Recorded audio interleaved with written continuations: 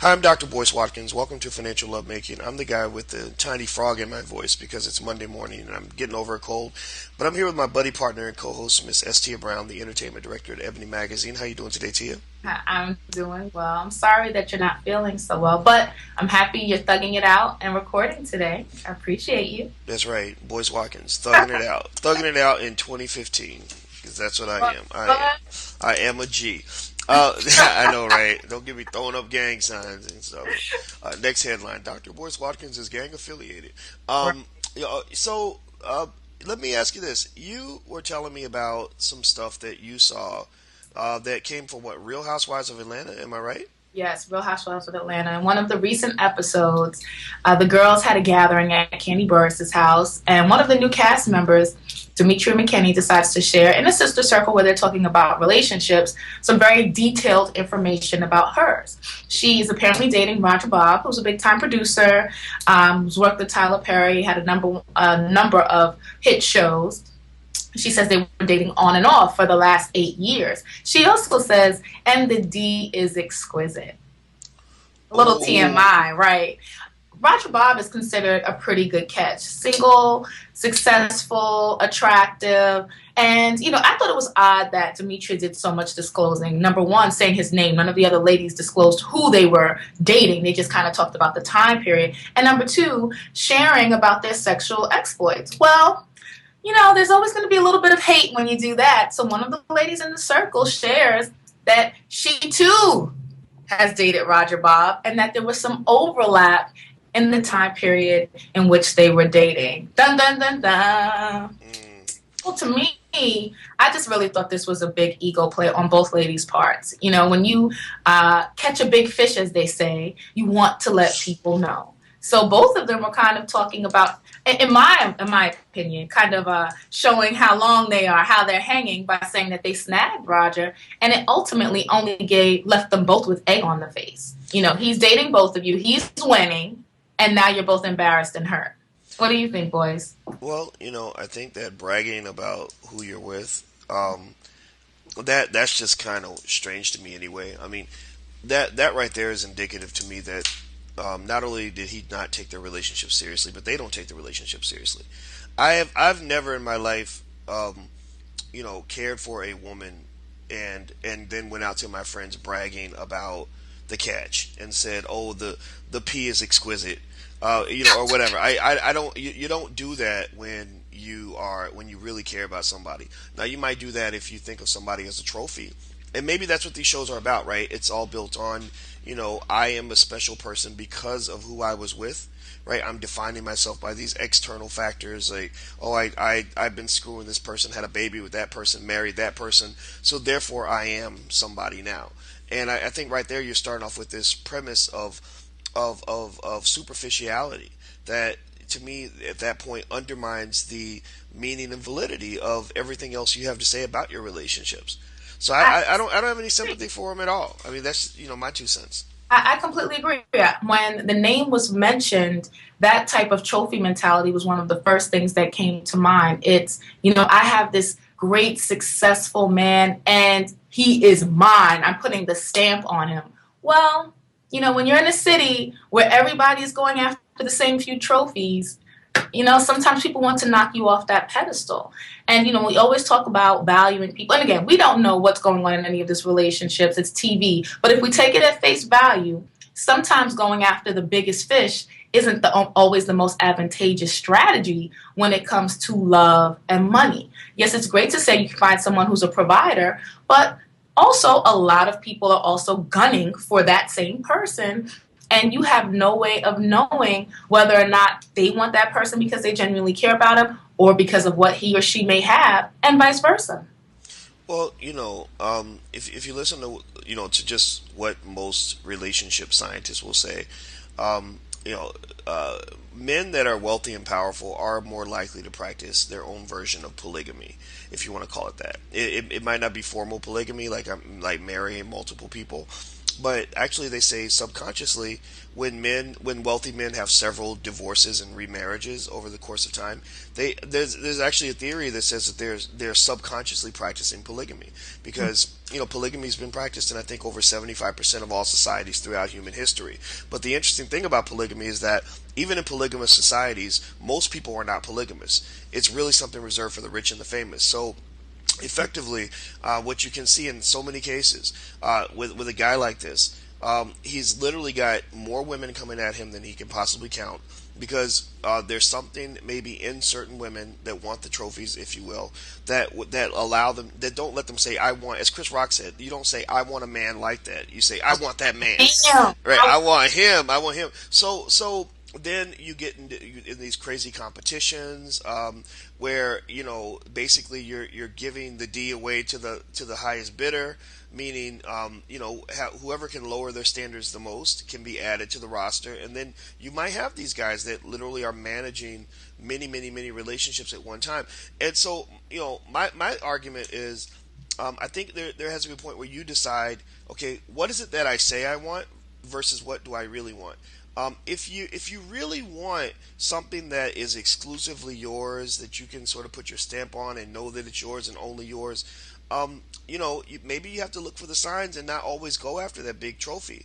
Because if you're dating Eric Benet, for example, and every single night he's got 3,000 women throwing their panties at him, what are the odds that he's going to be yours and yours alone? You're with Kobe Bryant, same thing. What are the odds? When Kobe told me he was getting married at the age of 21, I said that's the dumbest thing I've ever seen, because this guy's young, he's rich, he's got all these women coming at him, and he's filled with testosterone. There's no way on earth this man is going to be faithful for more than 6 months at a time. I predicted that back then. So when the scandals came out, I wasn't surprised. I mean, who's surprised when this stuff happens? I'm not. Well, you said a lot of good things. I think the first thing about the competition is huge, right? There is a lot of competition, and people who get into this situation, whether it's the guy or the female, they need to understand what they're dealing with. You will have a person who's, number one, if you're in a career where you're successful, you're traveling. So the amount just is multiplied because of that. And number two, it takes a lot for people to want to be in a committed relationship. One of the things that I also see consistently, specifically on the shows from the women's perspective, is that they want to be claimed. So one of the passive aggressive ways in which they do it is by telling other people that, this is mine. They're claiming that other party, but that's not how it works. In order to be in a healthy relationship, your partner has to say that they too want to engage in this relationship, and they need to be proactive about setting the standards.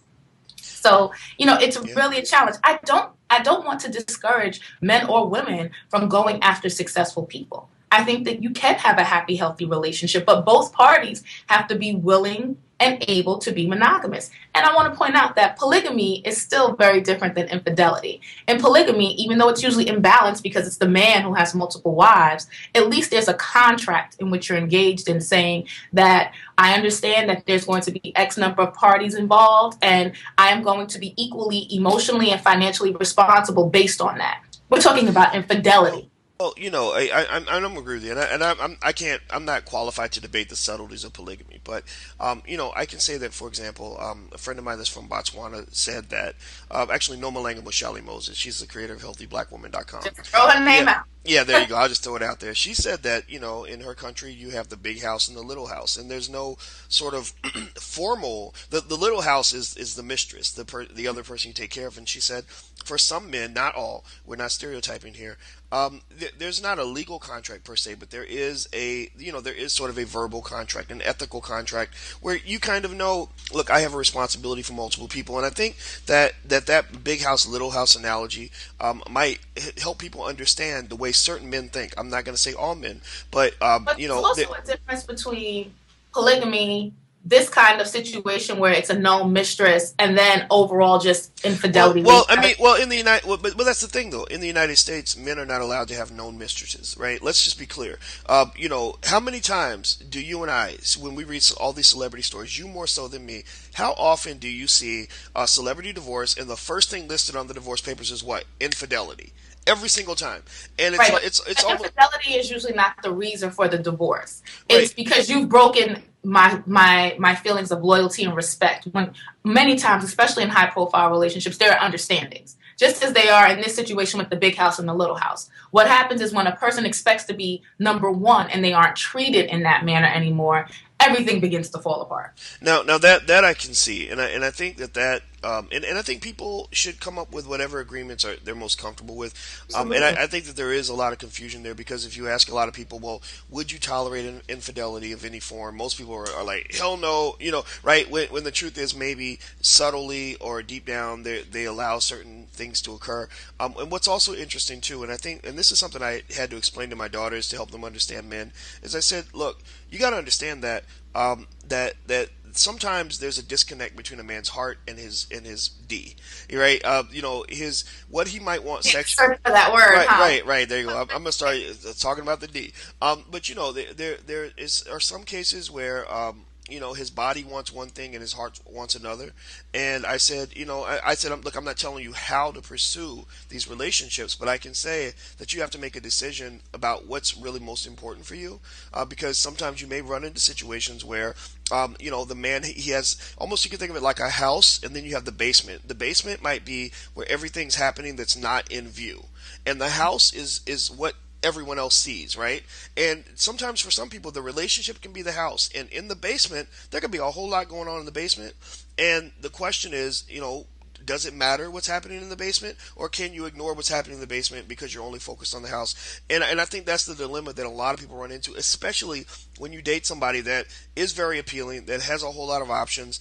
It creates a small margin of error in your relationship. And so the prototypical example I'd give, you're dating a rich, famous, powerful man who's always on the road, where there's a lot of temptation. When he gets on that road, if things, let's say he leaves the house after a big argument, or things just aren't going right, or you guys aren't connecting physically anymore, I would argue in those situations, the likelihood of infidelity is much, much higher because he's going to have other options that are offering him the things he's not getting at home. To make it clear that it's not just rich and famous men who are unfaithful. It's your average Joe Schmo. He can work at T-Mobile, or he can, have a mid-management job someplace else. I don't want to encourage people to believe that you can't have a happy marriage. We need to know that things won't be perfect and they may be slip-ups. When we're looking for partners, though, we need to really assess what our priorities are and what our partner's priorities are in order to make that relationship work.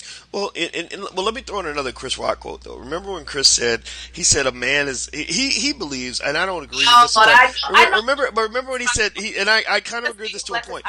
But no, right, a man is only as faithful as his options, right? And now, I don't agree with that entirely. I think that a man with fewer options can still be unfaithful. We agree on that. The T-Mobile guy can still cheat, but what's more likely in terms of a guy who's gonna find a situation that completely fits, his expectations for cheating? Meaning, what's the likelihood that the T-Mobile, how much easier is it for an NBA player to find a woman that will allow him to do whatever versus a T-Mobile guy? So many talk shows where I'm dealing with people who had infidelity, and what will happen is a high-profile guy has more women to choose from, but that does not. I think he might cheat with a different quantity of women. But that doesn't necessarily mean that the average Joe can't be unfaithful. I don't. Yeah, I agree with you. I agree with you entirely. But remember, the T-Mobile guy is also coming home every day. He's not on the road for 3 months at a time. He's not necessarily going to have every woman throwing something at him, everywhere he turns, unless he's some really super handsome guy or got some super swag. I mean, those cases do apply. We know that, right? So being at T-Mobile doesn't preclude you or exclude you, I guess, from the cheaters market. If you want to cheat and you're determined to do it, there are ways to get it done. But I would just say in general that I think the overall lesson is kind of know what you're getting into, and that's it. And that's the bottom line. Don't lie to yourself and think that you're getting something different from what is obviously right in front of you. I even heard a young girl tell me, I joked with her. I said, so if you had a chance to date Lil Wayne, would you do it? And she said, yeah. And I said, but would it bother you that he's told you he wants to have sex with every girl in the world? He raps about that. He raps about all the women. Would that bother you if he cheated? She said, yeah, he wouldn't cheat on me. And I said, really, you don't think so? She said, yeah, well, I might be the one that can change him. and that to me is the Delusionally optimistic right. is what That it's called. that's the extreme of just flat out ignorant logic right there. You know, right? Right. But But it's again, also like a hopeless kind of romantic thought. Every woman wants to meet her prince. Every man wants to, be the knight in shining armor. So I think we do create these fantasies in our head about if we met this person, they're going to see something so special and dynamic in us that it's going to change everything and about who and they are. and I would say that part of the fantasy can hold true. Most men can recite to you a couple of women they've met in their lives, maybe just one, maybe two or three, who knows, that changed them permanently and very deeply. But it may not have changed what they did with their penis. See, that's the thing, and I'm not saying I'm not, and again I'm not. Change this head, not that Right, one. right. I'm not condoning anything. I'm not saying, oh, it's okay that they did what they did or whatever. But I've known guys who will explain to me how hopelessly in love they are with a certain woman, but yet there are all these other women around. And for someone who doesn't understand that, who somehow correlates what someone does sexually to how they feel emotionally, they're going to be confused. They're going to say, well, if you love her, why would you have these other women around? And for some men, there's no connection. That's like, for some guys, it's like asking them, well, if you love her, why would you eat chocolate? And people would be like, well, why? What does eating chocolate have to do with whether or not I love this person? And again, I'm not saying it's the right logic. I'm saying that you're better able to get what you want from the opposite sex if you understand them. So the best advice I give to young women when I talk to them, including my daughters, is go read a book about men so you can know just how screwed up we are, how we Right. think, And all that. according to boys, men cheat, they lie. Well, I'm not gonna say all men cheat and that all men lie. I will just say that sometimes you go into situations knowing that you don't need to ask questions when you're afraid of the answer, and that applies for both genders. I do the same thing. I realize that if I really love a woman, there needs to be just certain questions I don't need to ask because it's gonna mess up my fantasy of what I need her to be for me right then. Well, we're going to touch on those questions next time because this is getting really, really deep right now. Again, I'd like to reiterate that it is possible to have happy, healthy relationships. There may be tough times, but they are surmountable. It's about communication and having realistic expectations. We'd love to hear your thoughts on whether or not Demetria McKenney should have shared with this group of friends and strangers that she was getting exquisite D from Roger Bob, only to get her heart broken. Thanks for listening. Bye bye.